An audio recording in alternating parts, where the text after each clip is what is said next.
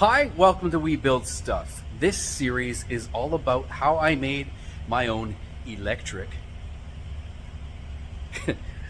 guitar out of maple. For this project, I had to make a few of my own tools. I was able to use some stuff that I already owned, and this was a real learning process in making this instrument, which is, at the moment, my only electric guitar for now.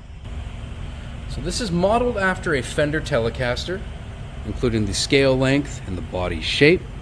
I've gone for 2 knobs, no pick guard, no regular telly shaped stuff here.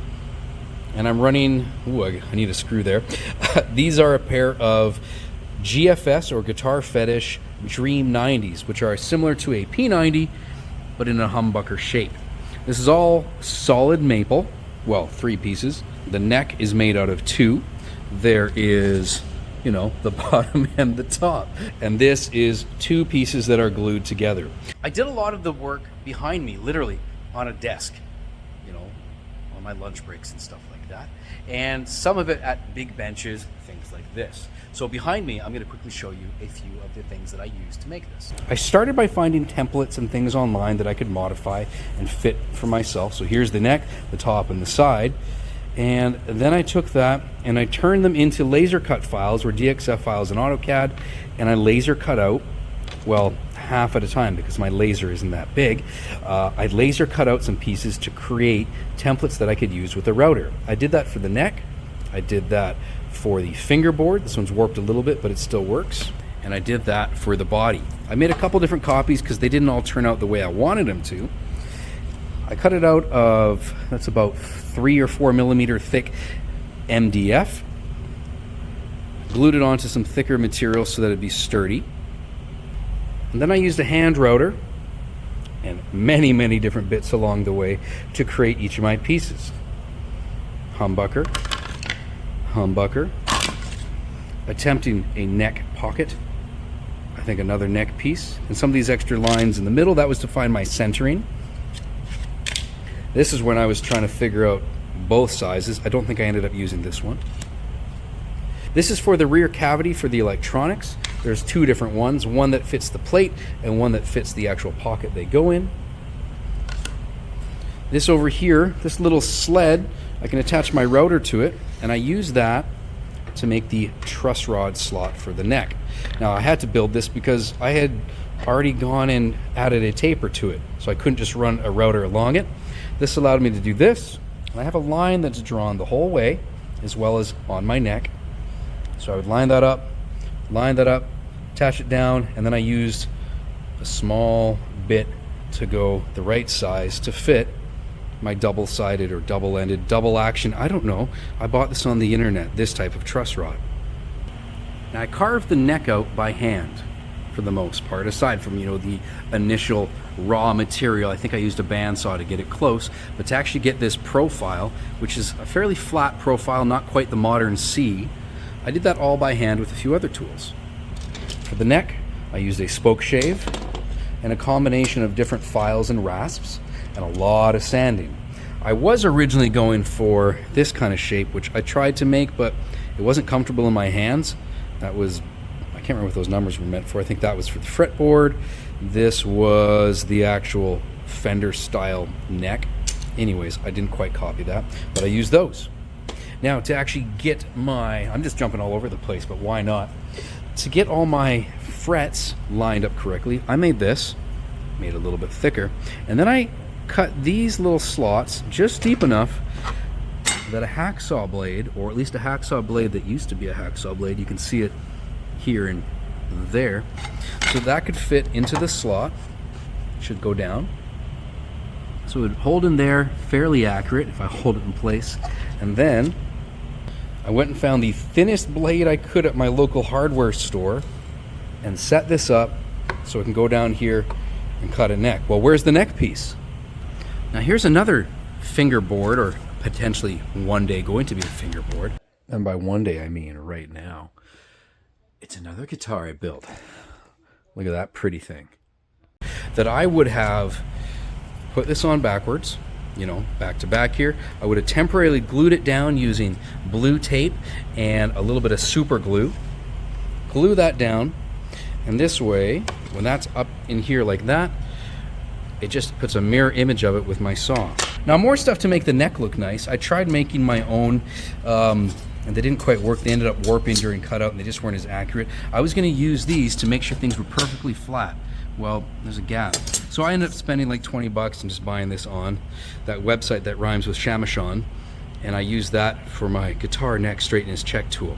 Now, that was fine, and if it wasn't straight, I had to adjust the truss rod. Once I got that as straight as I could, well, I didn't want a perfectly straight, flat fingerboarded. I was hoping for a radius of 10. Now, standard Fender ones, I think they were like 8.5 to 9, or it doesn't really matter because I didn't do that. I chose 10, and you'll see me using that on the top to smooth it. Now, it's just a block of wood. How did I get there? Well, I glued sandpaper to it temporarily, and then I used that to get my radius on there. Once I had that radius on there and I had those slots cut for that, I had to buy myself some fret wire. Now, it took me 3 different brands of fret wire to find one that I liked. This one worked, or at least that's what I used. These were nickel silver, and I'm not sure how they're going to do for longevity, and they were already at a bit of a radius that I had to change a little. I was going for a 10, and I believe these were radiused for a 12. I figured that out and I smashed them a bit. There's a couple leftovers.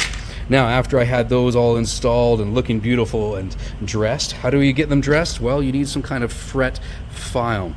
Again, I bought a cheap one that has a couple different sizes. Look at those sizes. Yep, I used that. And then after that, well, what else did I have to do? I had to make the neck look cool. Now, see these? These are just little plastic things. I got some inlays. Those are how I got this. I drilled down a little bit using a small drill bit. That just took a while to figure out what size was the right one. What did I use? I used a 1/4 inch. You can't quite see it, but just trust me. 1/4 inch. Oh, what else did I use? 1/4 inch, and this one. I used a 1/4 inch drill bit, and I drilled down just enough that I could hide those in there, and I super glued them in with some CA glue. To get my side dots, well, that was these, and I just used, again, the smallest bit that I could find that I could actually hold. It looks like I used, you know, whatever that says on there. Okay, once those were in there, I filed and smoothed them out, and trying to not wreck myself. So what did I have to do to get these edges nice and smooth? There was some sharp metal, not quite there. I built these wooden blocks. I took some old 2x4s, I cut a slot in it with a table saw, and I had some old files that were broken, so I've just jammed them in there. This one's on an angle so that I could get that little bit of an angle. This one was straight, you know, for when I needed it straight. And I just kind of put those upside down, back and forth. If I did these ones again, I would have made them at least 2 to 3 times longer because this kind of jiggled a little bit, but they did their trick. Now, I kept everything organized in this lovely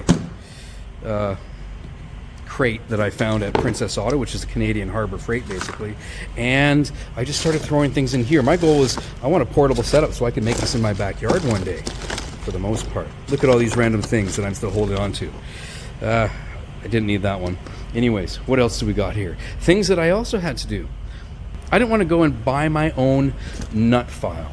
So after I had my chunk of bone here, I don't have any spare ones to show you. It was a giant rectangle before I started. I laid it out with a pencil for where the markings would go. And then I took this. This is a feeler gauge that you can buy at most automotive stores, you know, for feeling your gauge. And I carved these tiny little notches in them. Now those notches, I just used a very small file, and it was very tedious, but I turned these into little saw blades so I could go back and forth, back and forth, back and forth, and notch them in there. Now sometimes you use one, sometimes you have to put 2 of them together to get a specific thickness. And you know what that specific thickness is? Well, it says it on there. That specific thickness is to match how thick each string was. So whatever that one was, I just made it just a hair bigger, and I went down. I did end up taking this to a professional luthier to finish it up for me, but for my very first job, I'm pretty stoked, and now I see some mistakes for when I build my next one. Other random stuff that I've got, I just had a bunch of small pieces of wood that I used as sanding blocks. Put it on there, flip, do a thing, sand everything smooth. For my finished, I used some True Oil stock finish that I went and found at a store. That was fun. And then I used a wax and an wax thing and polished it all up. Either way, it plays great. But those are most of the tools that I used in order to create this project. Follow along. I hope you like it. Leave comments below, ask questions. I'll do my best to get back to you. And enjoy watching this build.